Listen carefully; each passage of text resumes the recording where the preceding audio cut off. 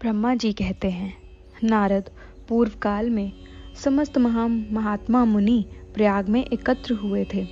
वहां सम्मिलित हुए उन सब महात्माओं का विधि विधान से एक बहुत बड़ा यज्ञ हुआ। उस यज्ञ में सनकादि सिद्धगण, देवर्षि, प्रजापति, देवता तथा ब्रह्म का साक्षात्कार करने वाले ज्ञानी भी पधारे थे। मैं भी मूर्तिमान महातेजस्वी निगमों और आगमों से युक्त सपरिवार वहां गया। अनेक प्रकार के उत्सवों के साथ वहां उनका विचित्र समाज जुटा था। नाना शास्त्रों के संबंध में ज्ञान चर्चा एवं वाद विवाद हो रहे थे। मुने उसी अवसर पर सती तथा पार्षदों के साथ त्रिलोकहितकारी सृष्टिकर्ता एवं सबके स्वामी भगवान रुद्र भी वहां आ पहुंचे। भगवान शिव को आया देख संपूर्ण देवताओं, सिद्धों तथा मुनियों ने और मैंने भी भक्तिभाव से उन्हें प्रणाम किया और उनकी स्तुति की। फिर शिव की आज्ञा पाकर सब लोग प्रसन्नतापूर्वक यथास्थान बैठ गए।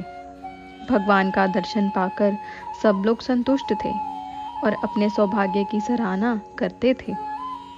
इसी बीच में प्रजापतियों के भी पति प्रभु दक्ष, जो बड़े तेजस्वी थे, अकस्मात घूमते हुए प्रसन्नता पूर्वक वहां आए। वे मुझे प्रणाम करके मेरी आज्ञा ले वहां बैठे। दक्ष उन दिनों समस्त ब्रह्मांड के अधिपति बनाए गए थे, अतएव सबके द्वारा सम्माननीय थे। परंतु अपने इस गौरवपूर्ण पद को लेकर उनके मन में बड़ा अहंकार था, क्योंकि वे तत्वज्ञान से शून्य थे।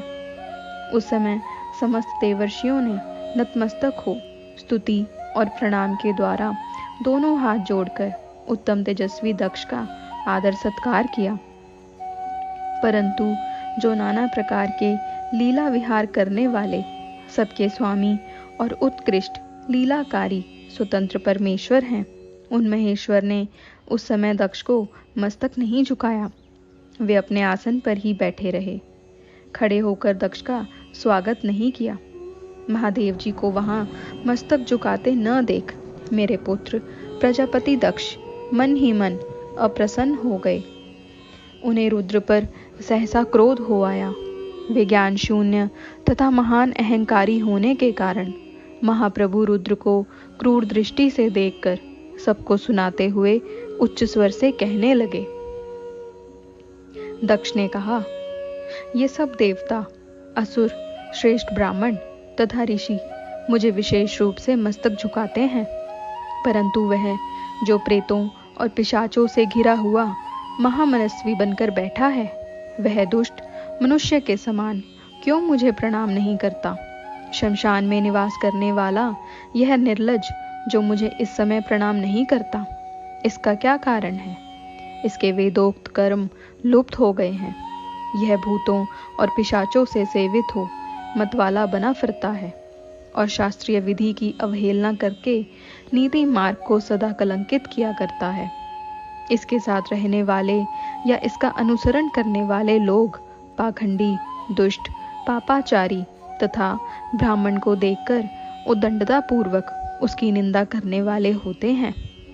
यह स्वयं ही स्त्री में आसक्त रहने वाला तथा रतिक कर्म में ही दक्ष है। अतः मैं इसे शाप देने को उद्यत हुआ हूँ। यह रुद्र चारों वर्णों से पृथक और कुरूप है। इसे यज्ञ से बहिष्कृत कर दिया जाए। यह शमशान में निवास करने वाला तथा उत्तम कुल और जन्म से हीन है, इसलिए देवताओं के साथ यह यज्ञ में भाग न पाए। ब्रह्मा जी कहते हैं, नारद, दक्ष की कही हुई यह बात सुनकर भृगु आदि बहुत से महर्षि रुद्रदेव को दुष्ट मानकर देवताओं के साथ उनकी निंदा करने लगे। दक्ष की बात सुनकर नंदी को बड़ा रोष हुआ। उनके नेत्र चंचल हो उठे और वे दक्ष को शाप देने के विचार से तुरंत इस प्रकार बोले। नंदीश्वर ने कहा, अरे रे महामूढ़, दुष्ट बुद्धि षट दक्ष, तूने मेरे स्वामी महेश्वर को यज्ञ से बहिष्कृत क्यों कर दिया? जिनके स्मरण मात्र से यज्ञ सफल और तीर्थ पवित्र हो जाते हैं, उन्हीं महादेव जी को तूने शाप कैसे दिया? दुर्बुद्धि दक्ष, तूने ब्राह्मण जाति की चपलता से प्रेरित हो इन रुद्रदेव को व्यर्थ ही शाप दे डाला है।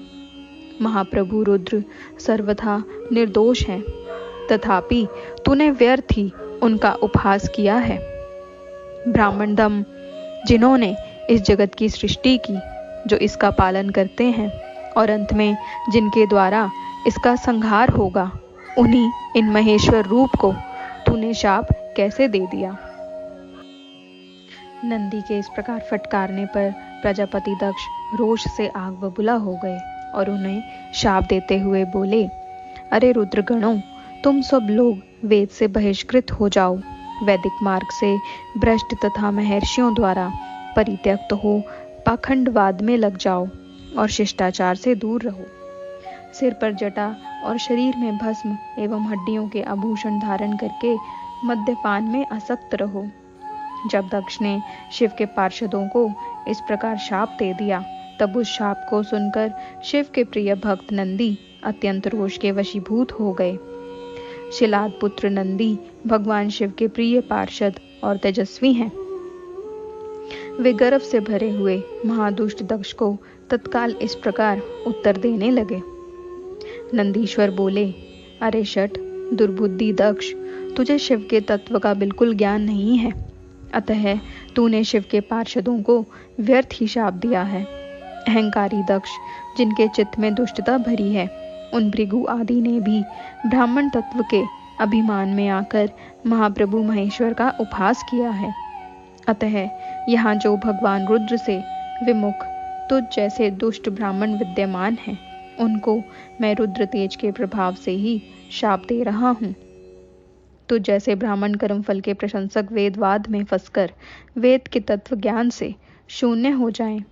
वे ब्राह्मण सदा भोगों में तन्मय रहकर स्वर्ग को ही सबसे बड़ा पुरुषार्थ मानते हुए स्वर्ग से बढ़कर दूसरी कोई वस्तु नहीं है, ऐसा कहते रहें तथा क्रोध, लोभ और मद से युक्त हो निर्लज भिक्षुक बने रहें।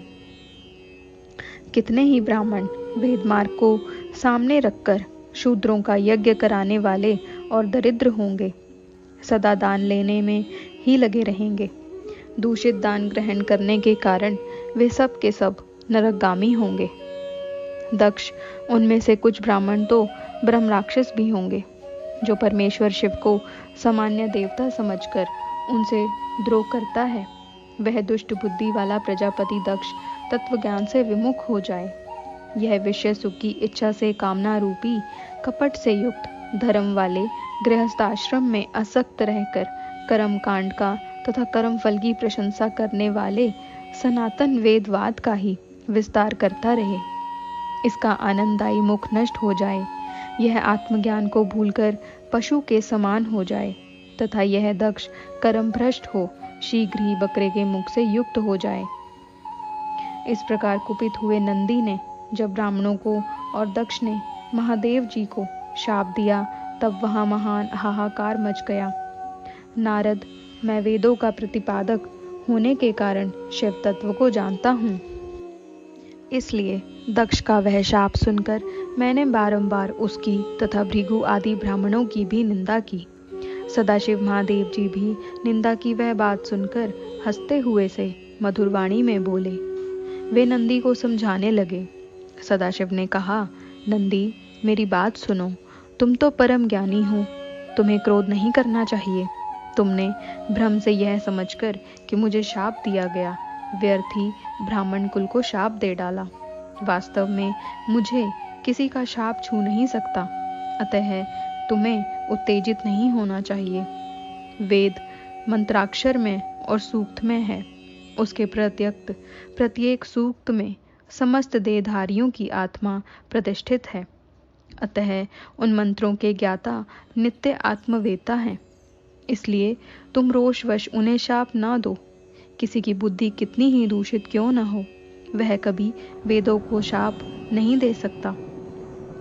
इस समय मुझे शाप नहीं मिला है, इस बात को तुम्हें ठीक ठीक समझना चाहिए। महामते, तुम सुनकादि सिद्धों को भी तत्व ज्ञान का उपदेश देने वाले हो, अतः शांत हो जाओ। मैं ही यज्ञ हूँ, मैं ही यज्ञ कर्म हूँ। यज्ञों के अंगभूत समस्त उपकरण भी मैं ही हूँ। यज्ञ की आत्मा मैं हूँ। यज्ञ परायण यजमान भी मैं हूँ, और यज्ञ से युक्त, यज्ञ से बहिष्कृत भी मैं ही हूँ। यह कौन, तुम कौन और ये कौन, वास्तव में सब मैं ही हूँ। तुम अपनी बुद्धि से इस बात का विचार करो। तुमने ब्राह्मणों को व्यर्थ ही शाप दिया है। महामते नंदिन, तुम तत्वज्ञान के द्वारा प्रपंच रचना का बात करके आत्मनिष्ठ ज्ञानी एवं क्रोध आदि से शून्य हो जाओ। ब्रह्मा जी कहते हैं, नारद, भगवान शंभु के इस प्रकार समझाने पर नंदिकेश्वर विवेक परायण हो, क्रोध रहित एवं शांत हो गए। भगवान शिव भी अपने प्राण प्रिय पार्षद नंदी को शीघ्र ही तत्व का बोध कराकर प्रमथ गणों के साथ वहां से प्रसन्नता पूर्वक अपने स्थान को चल दिए। इधर रोषावेश से युक्त दक्ष भी ब्राह्मणों से घिरे हुए अपने स्थान को लौट गए, परंतु उनका चित्त शिवद्रोह में ही तत्पर था। उस समय रुद्र को शाप दिए जाने की घटना का स्मरण करके दक्ष सदा महान रोष से भरे रहते थे। उनकी बुद्धि पर मूढ़ता छा गई थी। वे शिव के प्रति श्रद्धा को त्याग कर शिव पूजकों की निंदा करने लगे। तात नारद, इस प्रकार परमात्मा शंभु के साथ दुर्व्यवहार करके दक्ष ने अपनी जिस दुष्ट बुद्धि का परिचय दिया था, वह मैंने तुम्हें बता दी। अब तुम उनकी पराकाष्ठा को पहुंची हुई दुर्बुद्धि का वृतांत सुनो। मैं बता रहा हूँ।